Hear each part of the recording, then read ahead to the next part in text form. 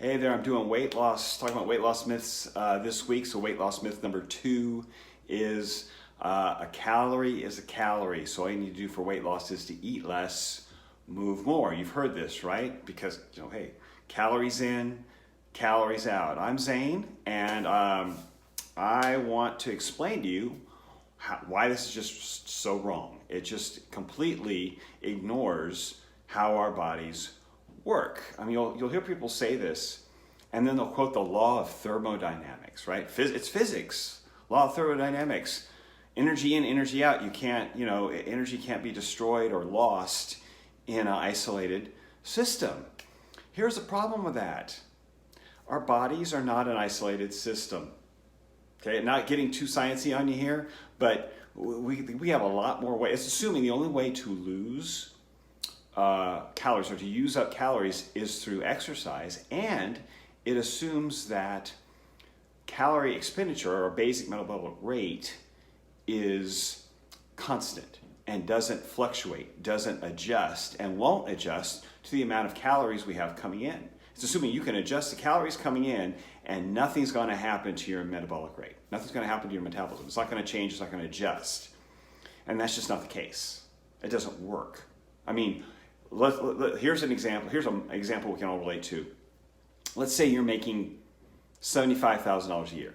And all of a sudden, your income drops from $75,000 to $50,000. 30% drop. Kind of like a low-calorie diet where we drop at 30%, right? So about a 30% drop in your income. Are you going to keep spending the same amount of money? No, because you'd be broke, right? You'd be broke pretty quick. If you kept spending what you were making at $75,000 and when you're only making $50,000, your body, your brain isn't stupid. Your hypothalamus goes, hey, we don't have as much coming in.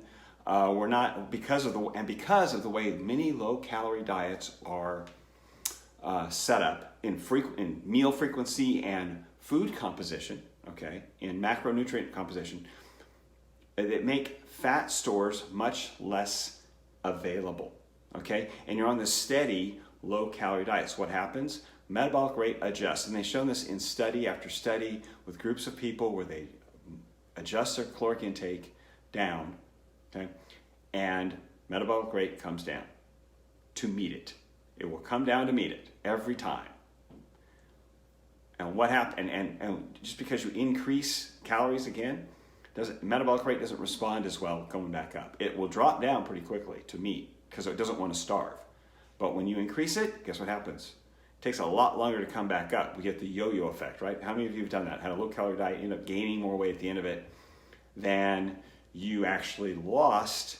We can see this at Biggest Loser competitors, right? The whole article about that. A lot of them are still walking around with metabolic rates about 300 or 400 calories per day lower than someone else of the same height and weight and sex, okay, which should be about comparable. Their metabolic rate dropped from all of that time over exercising and under eating. So it just doesn't work. So our bodies respond. So when you eat, it stops burning as much fuel. It lowers body heat. It will lower your heart rate, lower stroke volume. You'll have less energy available. Brain fog. Okay, there's lots of functions. Liver stops working as much. Livers and kidneys are trying to detox. They slow down their function. Okay, so there's a lot of other ways that our body uses fuel other than just exercise.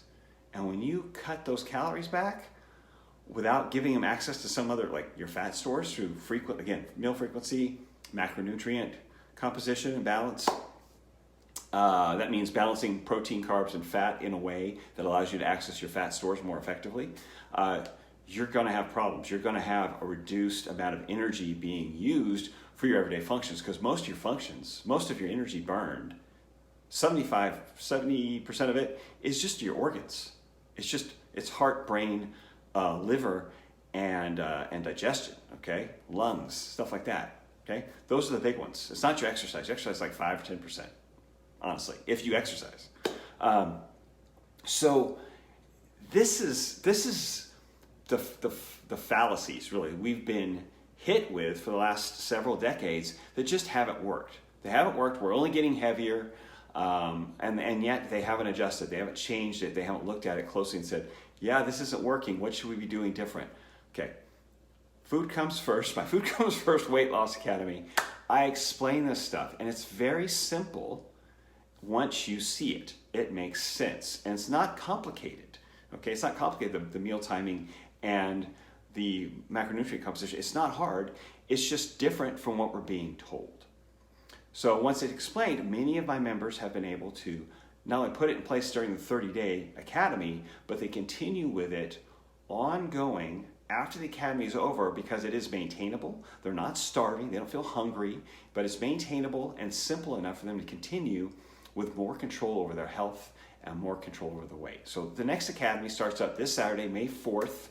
It's only $47 for 30 days, okay? So again, most people spend more than that at a coffee shop in the month than they do, $47, 30 days, you get the shopping list, you get the eating plan, sample meals, my instruction on a regular basis on the plan, as well as comments on meals posted, answering questions. I mean, it's basically a very interactive group coaching environment, very supportive with the other members. So I don't know what else to say other than it works. Okay, I'm not gonna guarantee numbers. I'm just telling you, people coming out of there losing weight and continuing to lose weight after they're done, because they're keeping the plan in place, and it continues working for them. They just have more control over their diet and long term over their health. So if you'd like more information, you have an interest in it, have some questions, post in the comments below. I'm happy to answer them, and I'll talk to you tomorrow. We'll be back with another weight loss myth. Till then.